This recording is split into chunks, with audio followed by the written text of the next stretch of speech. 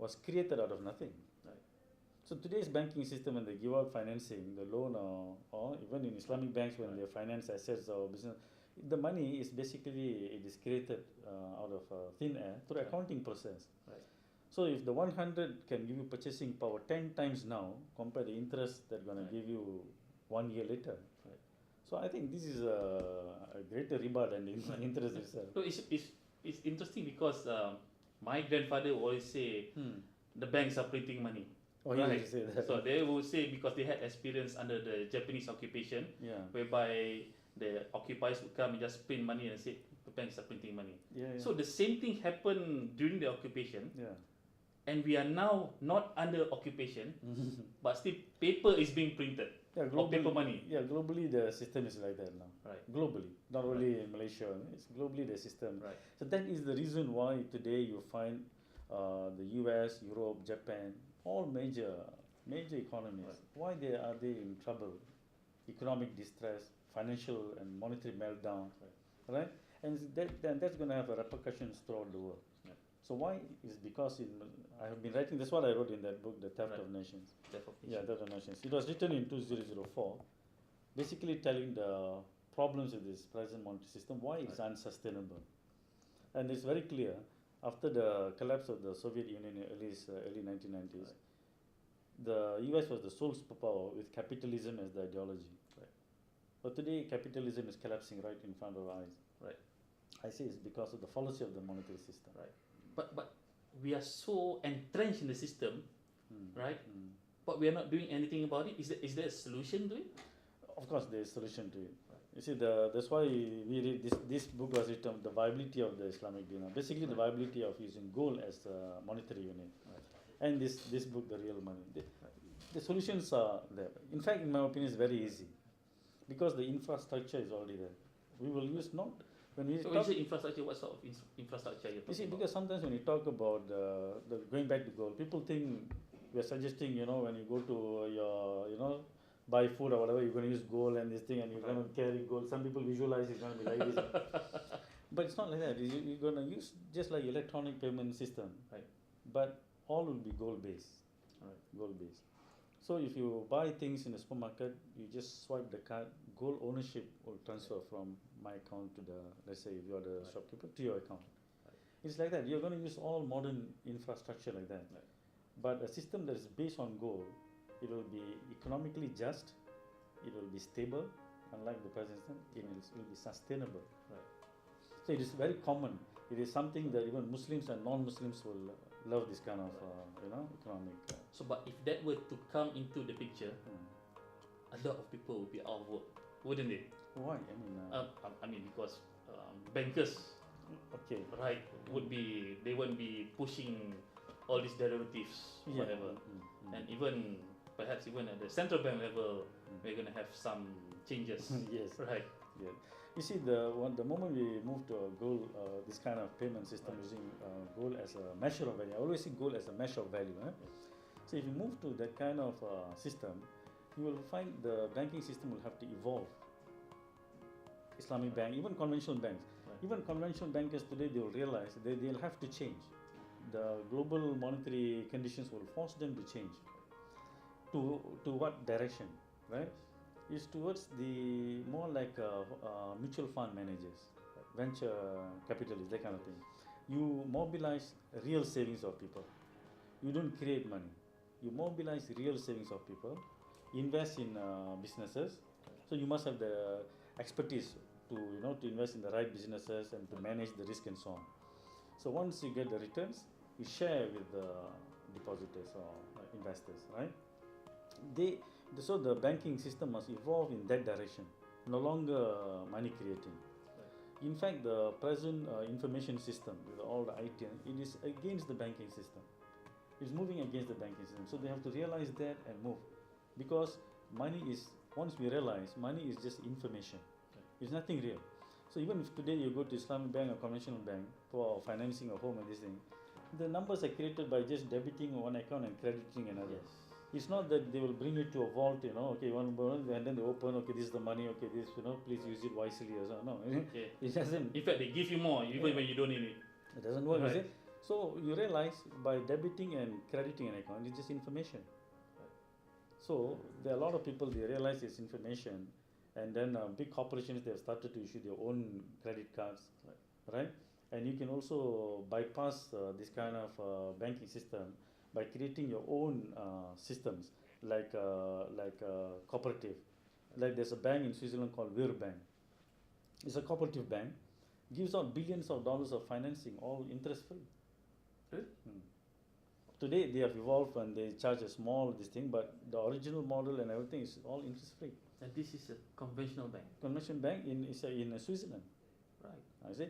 So therefore, you see, once we understand the monetary concepts, then we realize that the banking system will have to evolve, and then you will not be all out of a job. No, you will be in fact, nowadays about 40 to 50% of income to the bank is from services. Right. So they can always do those kind of services, international trade. You have to do all kinds of things. You know, you have to guarantee wakala, LCs. So I find it interesting because from my research, during our Prophet's time, there was no such thing as a bank. Yeah. We call it in Medina. There was no such thing ever mentioned about banks or Islamic banking per se. That's right. So when you say that one of the solution or the solution is the introduction of the Islamic gold dinar, wouldn't there be any issues? For example, there'll be standards, there'll be debasement, as to a lot of people would argue, and then there would be a lot of issues in terms of, let's say I'm a poor person and I can't afford to even get hold of a gold dinar. What is my fallback plan? Because if I'm not mistaken, under the Prophet's time, there's our Prophet used 6 types of commodities as currency: gold, silver, barley, salt, and the likes. And even then, there was gold dinar at the top, and there'll be a silver dirham, then there's a fulus. So wouldn't there be a lot of issues if you want to implement such a system? In fact, I believe it is easier to implement the gold dinar system today than in the past. And why is that? The reason is, in the past, the coins were physical. You need to carry it around. For smaller transactions, they use the silver and the copper coins, the dirham and the fulus, right? You mentioned. But in today, you need not carry the coins. The coins can be in a bank or even Baitul Mal, right?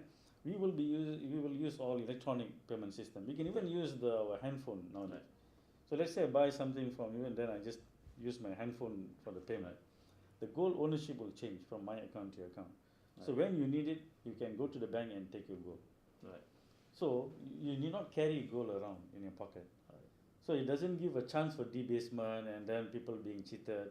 It will be much less in this system than in the previous, during the time of the Prophet and the later periods. But how would you deal with the fluctuation of prices of gold or silver, for that matter? The fluctuation, Yes. This is another problem people normally they ask. You see, the price of gold and this fluctuates because you are pricing gold in the currency, fiat currency. Fiat currency. Yes. So for example, now you notice that the gold price has been rising for the last 1 decade, almost exponential rise. But there are a lot of studies that show that when you price real things with the gold, the price is constant. There's one study by a professor by the name of Roy Jastram from California. He did for 400 years of data.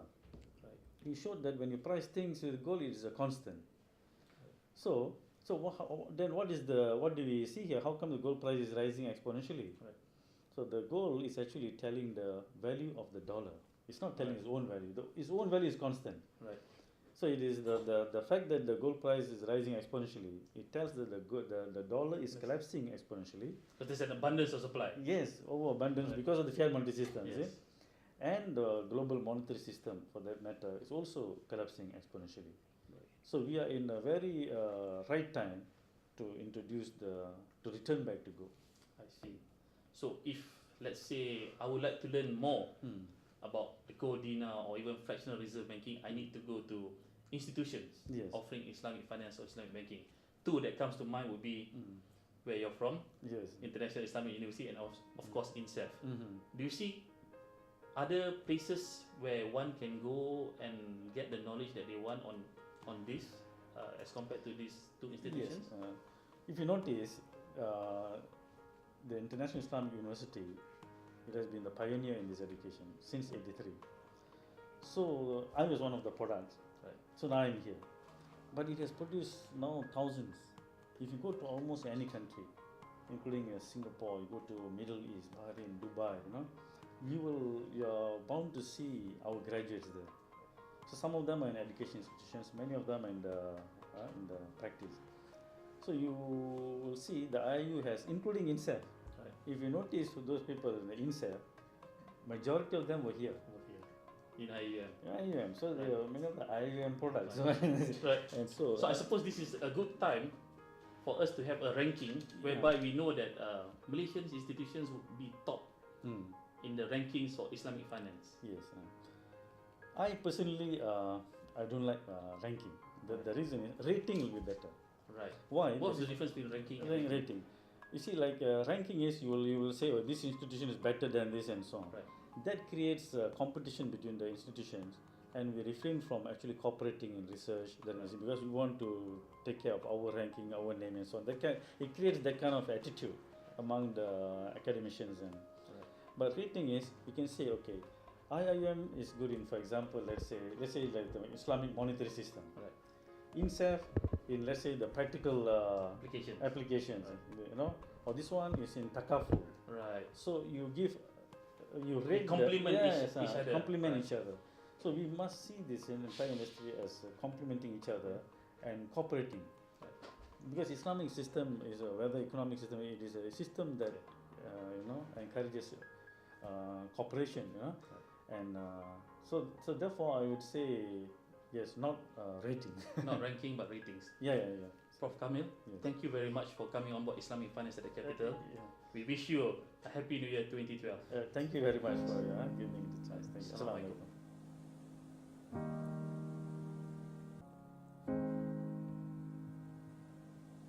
Islamic Finance is back. We are with Professor Ahmad Kamil and we shall continue on his thoughts on capacity building in Islamic finance. Prof. Kamil, just now we were talking about complementing rather than competitor for the Islamic finance institution offering Islamic banking or Islamic finance courses. Who do you see in Malaysia coming up in perhaps in the next 5 to 10 years that will be as renowned as IIUM or INSEF for that matter? Okay. As I mentioned earlier, you see, IIM is still the institution for Islamic. Right. Are you saying that because you are from IIM and your product, or because? Not really. Not really. I'll tell you why. Right. You see, in IIM, we are supported by 3 faculties. Right. The Faculty of Economics, and then we have the Faculty of Law, and also the Islamic Revealed Knowledge and Human Sciences. So the Sharia scholars from there, and economists and the legal people, all combined, and we have the Institute for Islamic Banking and Finance that gives the postgraduate studies in this area. And now in the university we are working towards the undergraduate degree, because there's a lot of demand for undergraduate. Demand locally or from overseas? All over the world. Right. All over the world. So because of this strength, and then the university, the library, and the materials and so on, I think we're still the best. But we have already exported our students throughout the world, and they are now becoming educators, regulators, and so forth in their respective countries. And some Malaysians, they've also gone to Singapore, to Middle East, and so forth. So it is us basically everywhere. So I'll take it with a pinch of salt. Yeah. Because even though your argument seems convincing, but Yeah. because you are from UIA. No, yeah. Okay. Right. But a place like in Sanya, for example, in Kedah, they are coming up with some good programs, in my opinion. You see, what they're trying to do is they're getting the best students from religious background. Right. Then they give them a good training in finance and economics and so forth. Right. I think that's a easier, a better way. You get students from religious background, those good ones, Right. and then you give them training in this area rather than the other way around, to get people from from a normal secular education or whatever some people call it, then give them the religious So knowledge. their approach is not the approach Yeah. adopted by IIUM or INSEF for that matter. Uh-huh. Right. Yeah, in the exactly. Right. So I think in that way, in the university here also we have a dual degree like that. We allow students to have a double degree from economics and also from IRKH, which is the Islamic studies. So in that way we can have these two knowledge embedded in one person. Right. This is what is lacking, I guess. Today, if you see in the Sharia Council,